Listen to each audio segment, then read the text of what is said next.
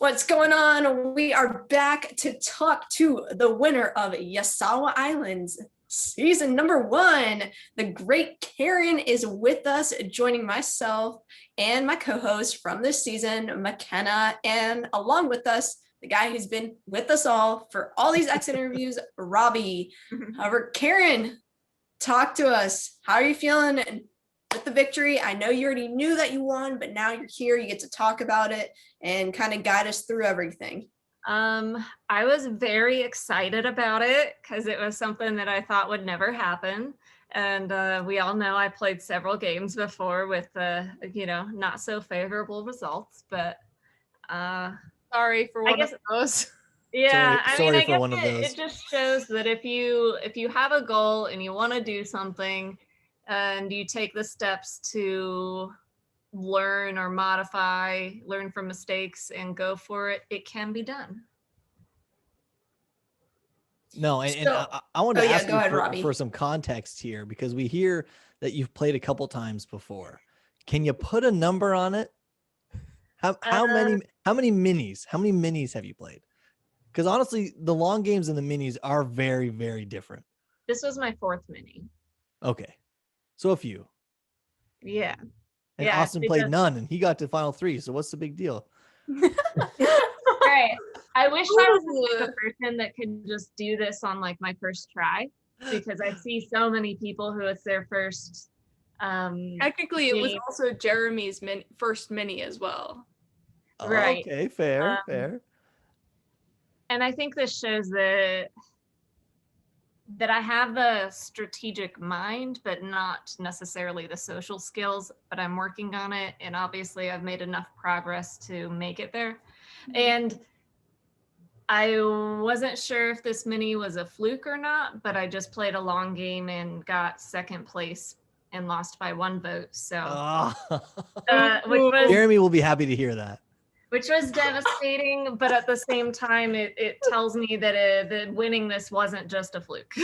No, I think it was far from a fluke. I think, for the last, I want to say 5 or 6 episodes, you and Jeremy have been the silent assassins, I think I've been calling you, in these exit interviews, because somehow nobody is saying your names, and you specifically flipped, and, really nobody knew until you started telling people, but nobody was grilling you. And even when they were being paranoid and throwing out every name in the book, yours still didn't come out. And then you came into the room and it still didn't clue in, well, maybe it was her. And you're just like, no, Corey, they think or Phill, they think you're sus, and Corey, they're voting for you, and let's just change the subject and move on. Karen didn't receive her only vote until Final 4. Her and Jeremy, Final 4, both did not have a vote until Tribal Council, where Karen got her only vote that season. So major props. And in the other game I just played, I never received a vote the whole season. See, that's impressive. That's not easy to do. Yeah. Here's the man. Of course, we can't have Wonka not make a guest appearance here. But Karen, this is my big question that I have for you, because obviously going into a final tribal council, it really, you're in the power position. You get to pick who you want to take with you, and that can bite you in the ass, because ultimately that person can go on and win the season. So can you really talk us through why you chose Jeremy over Austin? Did you think that you were going to lose to Austin? Honestly, I felt like I would be either of them. I didn't know. I don't know. I just felt the win in a way. Yeah. But when I was talking to both of them, it was a hard decision, because I thought there's a risk going with Jeremy because our games are very similar. But then at the same time, I thought there's a risk going with Austin because our games are different, and he can maybe he can make an argument that makes my game not look as good. And I just didn't know what the perception of the jury was going to be. But the way that Austin speaks and like his mannerisms, I think he's charismatic, not putting Jeremy down, but Jeremy's quieter.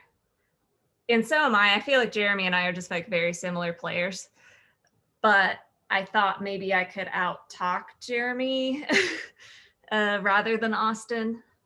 See, So I think my counterpoint to that is Jeremy knows exactly what he wants to say, while Austin, when approached with a question, can go in like detours and tangents. So for final tribal council performance that way, I'd say Austin might have been the better choice, but for the similarity, I think you always go with the similar person than the one who's completely different.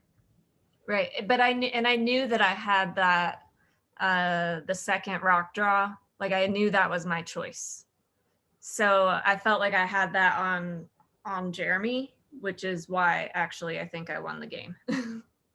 well, and that's what I'm really anxious to see at the reunion. You guys hash that out too, because I can see from Jeremy's perspective how he might feel. Because here's the thing: when you're one vote out of how many were there, like 5 or 6 at that point, you feel like you're the swing vote.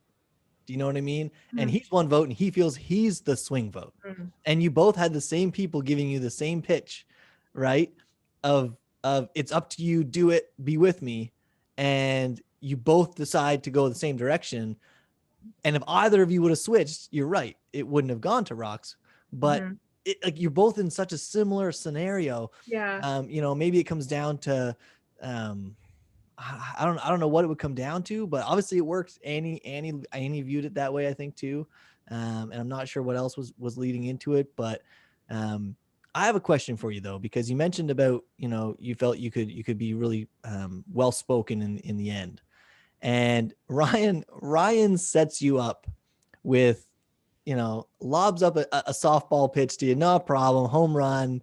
Give me an example of when you backstabbed someone in this game.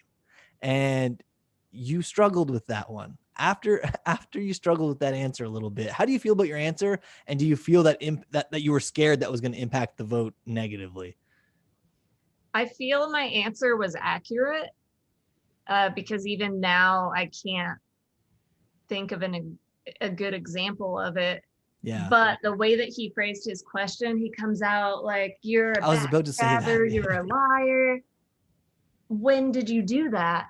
So I'm thinking, when did I do that? Because you just framed it like I did it.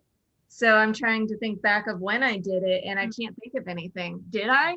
Well, and here's the thing. I mean, I looked at it like Ryan was trying to differentiate you from Jeremy because you guys had such similar games, right? Yeah. And I think he was trying to give you the opportunity to differentiate yourself. And I think he thought he was doing you a favor in a way of saying like, you lied, you cheated, you stole, and I loved it. And it was entertaining as hell. But while he was saying that, I'm thinking Karen's argument up to this point has been that, in the past, I've let my emotion dictate my decisions. And in this season, I used logic and game theory, and I went with what I felt would get me to the end, regardless of who I liked, and I used my gut. And that's kind of the argument in a nutshell that I was hearing from you.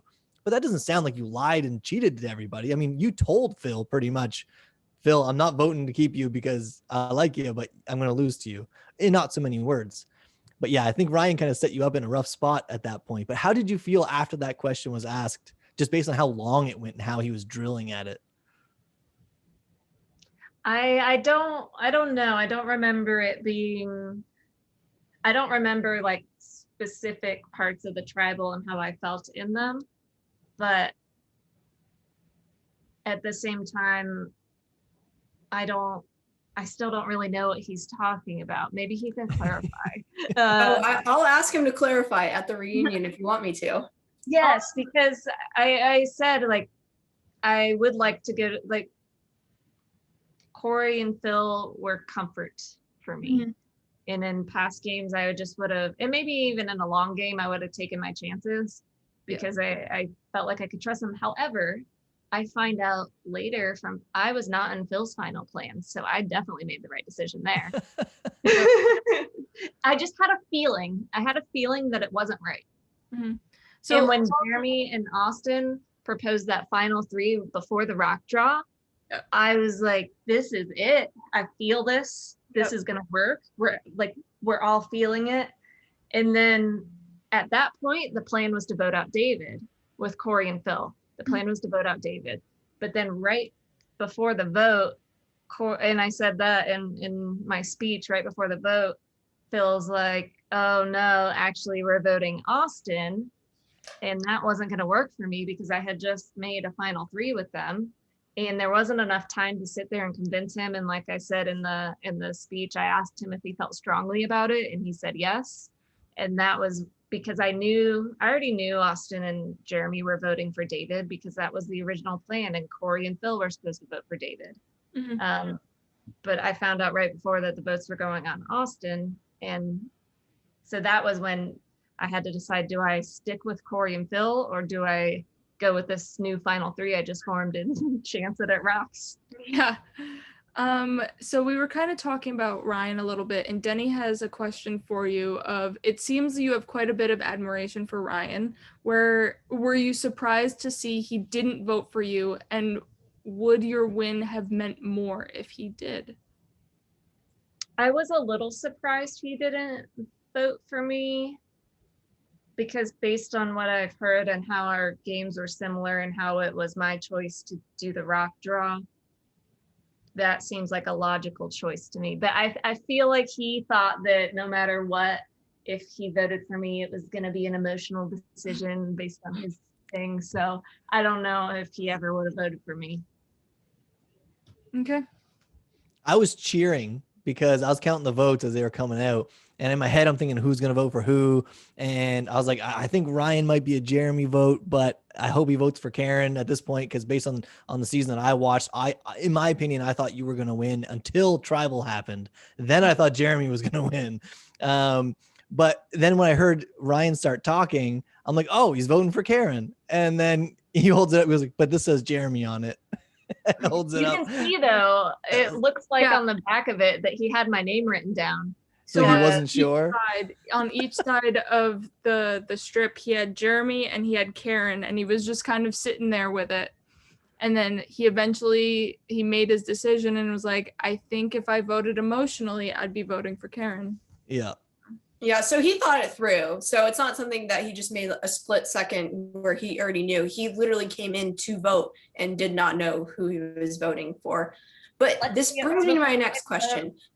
Did you get a vote from someone you weren't expecting? And then did you lose a vote besides Ryan's vote that you were expecting to get, but you didn't? So I knew Carlo voted for me because we played in another game together and he told me he voted for me. So I knew that. And he told me why he voted for me. And but that second game you played was after this one, right? Yes. So he didn't. Okay. Yes. I figured Phill did, I thought Corey did, and I thought Ryan did. And that made me kind of feel that, did I really win or did my friends just vote for me? But then when Ryan told me that he didn't vote for me, I thought maybe I did actually win. And it was Annie who voted for me that I didn't expect. Mm-hmm. Anybody else got more questions for Karen? I always throw this out to people who win. I just ask them in general. Is there anything that you regret or you want to apologize for, or anything that in looking back in retrospect, that even though you won, I think you played a pretty polite game. I don't think you said anything or did anything that was offensive. But is there anything you want to kind of get off your chest and clear the air about, at the end of the season? I don't think so. For a little, I honestly didn't feel bad about anything because it was a mini game, and can you really get your feelings that hurt in a mini game? I suppose you can, but it hurts less to me when I get voted out of minis than a long game. It's like if you put in 3 weeks with somebody and then get voted out versus, okay, I've been here a few hours and bye-bye. It's not as bad. But who would dare vote you out of a long game? I felt like I should feel bad about voting out Phill, but after hearing I wasn't in his final plans anyway, it was 100% the right move, and he's not upset about it. Yeah. It was the right thing for me to do. So, no.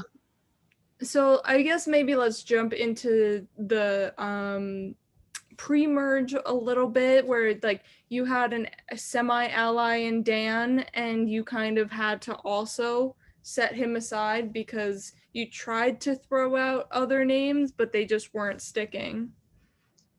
Yeah, I mean, I didn't know that Nick, Austin, and Jeremy were going to be tight. Yes, I kind of knew Jeremy, but not really at all. Like we have been in a few game nights and that was it. And we never interacted in season 2.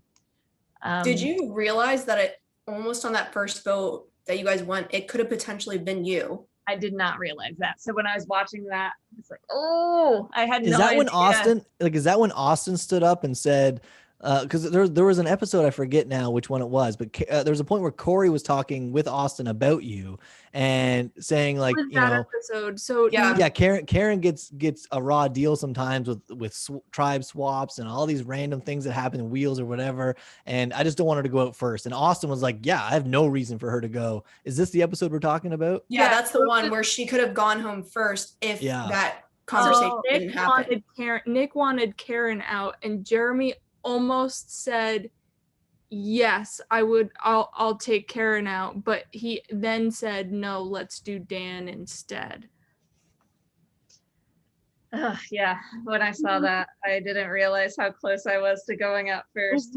But I'm thankful for Corey because he said he wasn't going to let that happen. Yeah. And he didn't. And I saw that he said, like, no, that's not happening. That would have been devastating to get voted out first after my experiences. That's the thing though, that's how it's just split little second decisions, and that's what makes the game change. I mean, we see it with the wheels this season. It's just, that's a lot of it's luck. A lot of luck comes into play in these games, and just split second decisions and a little conversation here and there right before a vote can change someone's mind in a snap of the finger. That's how a mini runs. That was one thing in that first episode though. I didn't know that Nick didn't trust me or that he didn't want to work with me, but I felt it. So when that wheel landed on Nick, I was like, yes, because I wanted Nick out because I knew he wasn't with me. I knew it. And it would have been harder to vote him out. It wasn't said, nobody told me, but I felt it.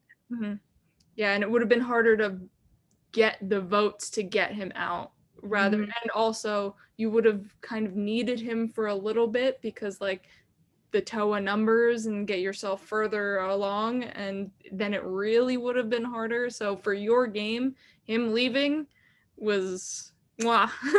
Exactly. And that was the weird thing is you've seen my terrible luck in these games, but I had the best of luck in this game because I wanted Nick to go out on that first wheel and I wanted Corey to go out on the second one. Yeah, and that also freed up Jeremy and Austin for you because he was kind of like the glue to both of them, because you saw them then once he was out, they didn't align at all again together until Jeremy had you and Austin in that room together and we're like, 3? Yeah, it just, I don't know, it just felt right. Well, and you had mentioned, I think in the previous episode or 2 episodes before that you wanted to work with Phill and Corey, but you were starting to get nervous about going too far with them or having to make a move or something. And it's very serendipitous how that kind of, fell together at that point. I think you used all your luck up on this season. I don't know. You better get in a game real quick just to get all the bad luck out now, because I think you're gonna get wheeled out first episode. Ooh, are you in another game? Is another game coming up since your last one just ended? I applied for one and I assume because I'm a woman that I'll get accepted. So I'm assuming that I'm going to start one in like a week and a half to 2 weeks, maybe 2 weeks. I mean, fun fact, after this mini, Karen jumped right into another one like that night, wasn't it? Oh, that one didn't go well, right? Which one? That was like the Rodwood. Oh yeah, no, that one did not go well. Sorry, my Well, there bad. you go. That's all your bad luck then. It came out already. Yeah. Well, I wasn't feeling that one. I don't know. I wasn't feeling it. Sometimes I go through times where I just don't want to talk to anybody. Like I mean, I have social anxiety, so I get overstimulated sometimes, and I don't know. So I don't know. After the mini, I was just in that Yeah. headspace. Yeah. I started that game, so I just like couldn't play it. Mhm. And they got rid of me pretty quick. Lauren, Robbie, any more questions for Karen? No, this has been fantastic. Karen, thank you so much for joining us. Again, congratulations for winning this mini season 1. That's awesome. Any last final words, things that we missed, things you need to get out? I don't think so. Everyone, it was fun. It was super fun. Everyone was fun to play with, and I won the last immunity challenge, fair and square.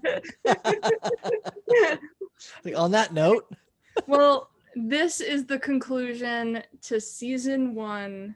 And thank you everybody for watching. It's been a blast. We appreciate you all. Goodbye.